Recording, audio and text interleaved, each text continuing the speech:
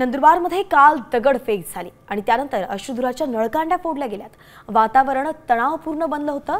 आज मात्र जनजीवन पूर्वपदावरती येत आहे। खबरदारीचा उपाय म्हणून संवेदनशील ठिकाणी चोख असा बंदोबस्त तैनात करण्यात आलाय। तरुणाच्या हत्येनंतर सगळ्या आदिवासी संघटना आणि समाज आक्रमक झालाय। अगदी 16 सप्टेंबरला 2 युवकांमधल्या वादात जयेश वळवी या तरुणाचा मृत्यू झाला होता आणि त्यानंतरच अशा पद्धतीने नंदुरबार पेटलं। तर नंदुरबारमध्ये सध्या कशी परिस्थिती आहे त्याचा आढावा घेतलाय आमचे प्रतिनिधी सागर निकवाड यांनी।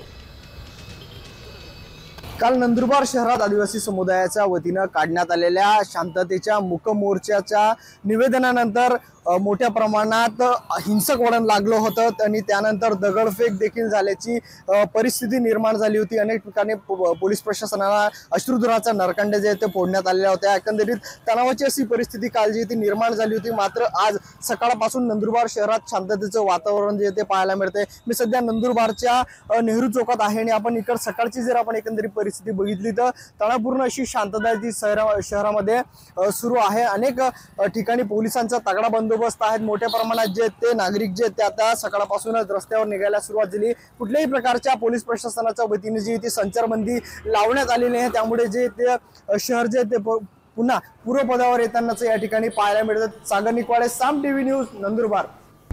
आता isakal.com आहे देशातील नंबर 1 ची मराठी न्यूज वेबसाईट।